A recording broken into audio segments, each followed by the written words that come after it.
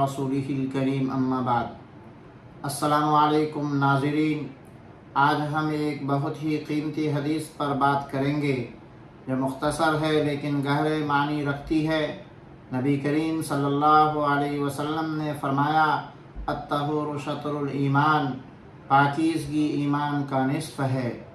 सामिईन किराम, यह हदीस हमें बताती है कि ईमान और सफाई साथ साथ चलते हैं और ये सिर्फ लफ्ज़ों की बात नहीं बल्कि अमली ज़िंदगी में सहाबा किराम ने इसे अपनी ज़िंदगी में दिखाया। हज़रत अब्दुल्लाह बिन अब्बास रज़ी अल्लाह तआला अन्हु फरमाते हैं कि नबी करीम सल्लल्लाहु अलैहि वसल्लम जब वज़ू करते तो बहुत ध्यान रखते थे हर हिस्सा साफ़ हो जाए, और जब नमाज के लिए खड़े होते तो बिल्कुल साफ़ और खुशबूदार कपड़ों में होते। सहाबा किराम ने इस अमल को देखकर हमेशा अपने जिस्म और लिबास की सफाई का ख्याल रखा। हज़रत आयशा रज़ी अल्लाह तआला अन्हा फरमाती हैं कि नबी करीम सल्लल्लाहु अलैहि वसल्लम अपने घर में भी सफाई और तहारत पर ध्यान देते थे। कभी घर में गलाज़त या कचरा नहीं रहता था।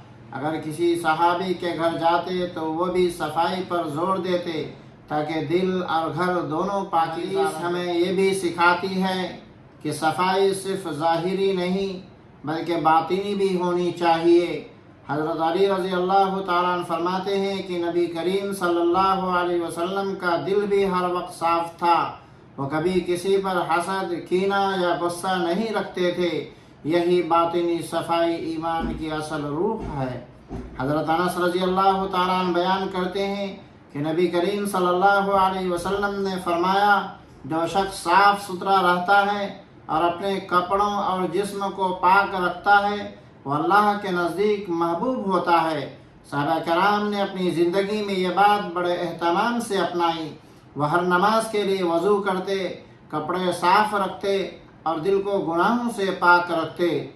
सामिईन, यह हमें यह सिखाता है कि ईमान और तहारत एक दूसरे के बगैर मुकम्मल नहीं होते। अगर दिल साफ़ नहीं तो इबादत भी अधूरी रह जाती है। अगर जिस्म और माहौल साफ़ नहीं तो इंसान की शख्सियत का असर कम हो जाता है। मैं दुआ करता हूँ अल्लाह ताला हमें नबी करीम सल्लल्लाहु अलैहि वसल्लम की सुन्नत के मुताबिक पाकीज़गी की आदत डालने की तौफीक दे, हमारे दिल, जिस्म और घरों को साफ़ रखे और हमारा ईमान मजबूत करे। आमीन या रब्बल आलमीन।